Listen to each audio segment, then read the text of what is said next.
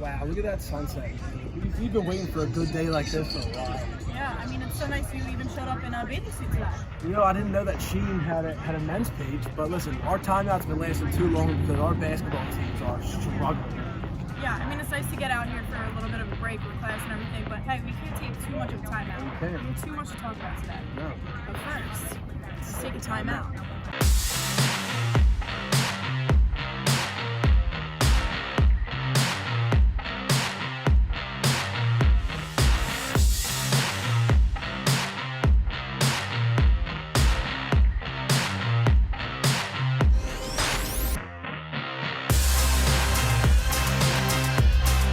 Hello and welcome back to another edition of Temple Timeout. What's up, Brooklyn, and what's up, everyone else? Listen, we had a huge week for the Temple Athletic Program. We have playoff basketball. We had a huge, big-time upset. Gymnastics sealed their first win, and tons more. So let's get started. Yeah, well, let's head to the lacrosse field first, where the Owls upset the 12th-ranked Towson Tigers on Wednesday. Towson opened the game with the first goal, but Temple quickly answered back with 5 and held the lead for the rest of the matchup. Megan Hoffman led in the stat sheet with 5 goals and 3 assists, sparking a second-half run to make it a 12-4 game. Towson can only put together 4 more goals, and the Owls get the team's highest-ranked win in Temple lacrosse history with a final score of 12-8. And just like that, we were praying on our knees. Listen, fans are back. Temple is now allowing a limited number of fans to attend outdoor games held at the Temple Sports Complex. Fans were in attendance for yesterday's lacrosse upset. Each field of the complex is limited to 20% capacity, allowing about 100 people per field. Student athletes can give a certain amount of complimentary tickets to family and friends to attend. Face masks and social distancing are required, and tailgating is prohibited. Hate the sound of that. All right, and Tuesday, down in Fort Worth, the women's team kicked off their AAC tournament play, but it ended quickly with a loss to Tulane. Temple has played Tulane twice already this season, both times resulting in a loss, and this time in the first round of the AAC tournament was no different. Jaisha Clinton had game highs of 22 points, 8 assists, 5 steals, and Mia Davis was the second leading scorer with a 20-point performance. The Owls had a decent day offensively, finishing shooting 41% from the floor, 33% from 3, and 54% from the foul line, but they could not keep up with the Green Wave. They finished their season at 500, posting an 11-11 record and going 11-7 in conference play, but it's not completely over yet. The Owls will wait to see if they've earned a bid into the Women's National Invitation Tournament, which will be announced on Monday night. Temple basketball season is officially over with the men's team's loss to USF in the first round of the conference tournament yesterday. David Collins was a problem again for the Owls, putting up 23 points as USF worked their way to a strong second-half lead. Now with 2 minutes left, Brendan Barry brings Temple roaring back with 3 consecutive three-pointers, closing an 11-point deficit to 2. But Jameer Chaplin responds with a layup of his own, and Temple has to foul to stay alive. The Owls can't make a defensive stop, and their season ends on a nail-biter 2-point loss to USF. Final score 73-71. We are now joined by the Sports Desk's very own Jonah Wooten to dive deeper into this tough loss. Hey, Jonah. How you guys doing? Good. So let's jump right into it now. These key takeaways from the loss. What did you see? What factors really contributed heavily in this past game? Lack of scoring, obviously, and a lack of rebounding really did these guys in bad. Yeah, I agree. And the craziest thing is when you look at the percentages of shooting for each team, Temple had a better field goal percentage than USF, 40 compared to 38.8, a better 3-point percentage, 41.2% compared to 27.8, and a better free throw percentage at 76.2 compared to USF 61.5. I think the two takeaways from the loss, it's crazy we're even talking about a loss, but USF had 6 less turnovers, and they had almost 10 more offensive rebounds, and the game only came down to, I think, 1 or 2 points. So, I mean, turnovers and offensive rebound is the difference.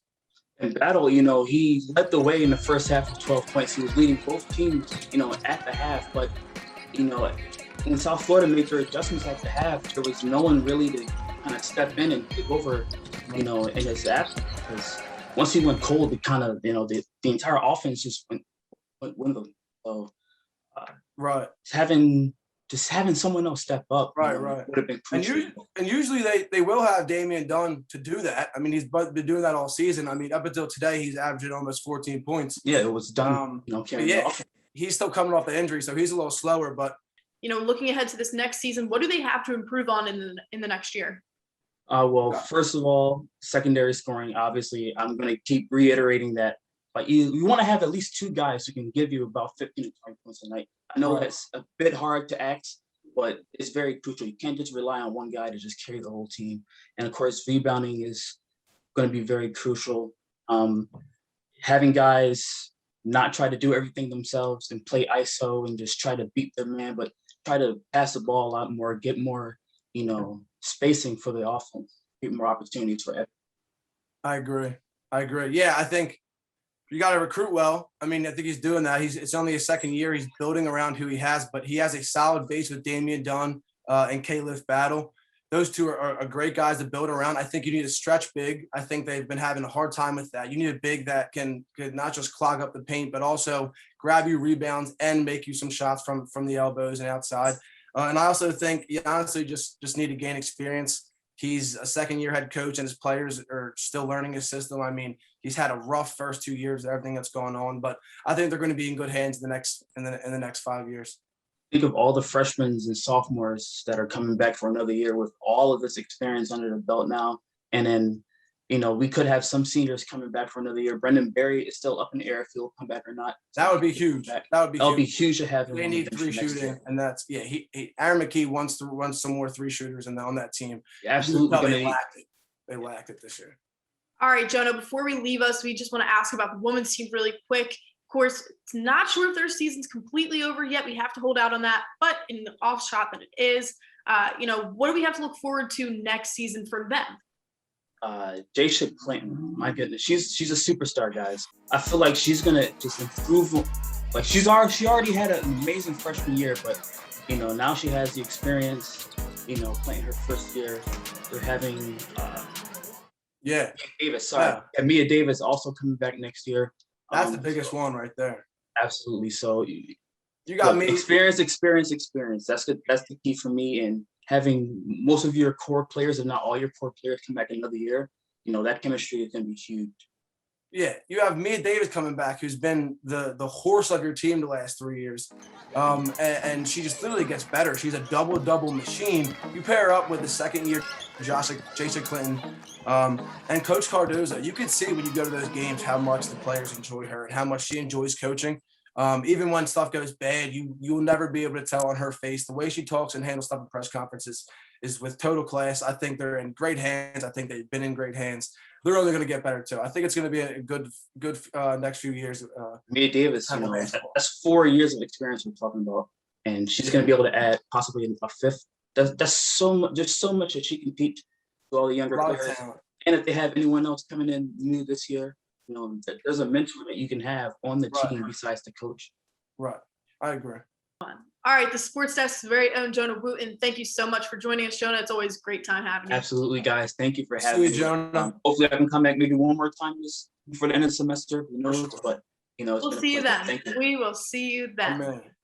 The week of upsets started this past Saturday in men's soccer when second-ranked SMU came to the TSC. The Owls got on the board in the 11th minute with this strike from Mike Eigendahl. The score stayed 1-0 until the 63rd minute when Sean Carani gets tackled from behind while attacking the net. This draws the red card, and in the ensuing penalty kick, Pierre Cayette sneaks it past the keeper, score now 2-0. Temple keeper Owen Goronski keeps the Mustangs shut out with 6 saves, and Temple gets the highest ranked victory in school history. The COVID-19 pandemic has forced Temple sports teams to not only change how they play and practice, but also when and where they do so. Temple Updates' Jonathan Burke has more now on how the athletic department has managed those changes. The Temple Athletic Department has had to adapt to not only COVID restrictions, but increased workload and use of facilities. It's throwing everybody for a loop because in the past we were able to spread out your duties and responsibilities. Now it's full blast. Associate Athletic Director of Facilities and Event Management, Lee Roberts, says it's not just space and COVID to worry about either. One of the bigger challenges that we face that we've really never faced before is having teams who are normally summer and what we call summer and fall sports, trying to play in the winter. Temple Athletics has had almost every building filled with some sort of activity. The Leah Court Center behind me has had men's basketball games as well as practices. McGonigal Hall hosts women's basketball, volleyball, gymnastics, and as well as practice facilities for those teams. And the sporting complex hosts men's and women's soccer, lacrosse, field hockey, and track and field across 2 different fields. A lot for the athletic department to handle in just one semester when it would normally be spread out across 2. Most of the teams would only be practicing with only a few teams actually in competition in the spring. Deputy Athletic Director Craig Angelos is proud of his team for being able to adapt and adjust. Because I think it's easy to say we're just going to shut it down and not do anything. But I think it's harder to try to plow through the difficulty and make adjustments as you go. Good news for the athletic department is the PCAS passed now with basketball in the postseason. But many teams still have a long season ahead. Reporting for Temple Update, I'm Jonathan Burke. All right, that's all the time we got for today's episode of Temple Timeout. We got to get out of here and enjoy the sunshine. Nothing better than a little serotonin. But don't forget to follow us on Twitter at @TU_SportsDesk. For Alex, Call, and the entire Timeout crew, I'm Brooklyn Vaughn. We'll see you guys next time.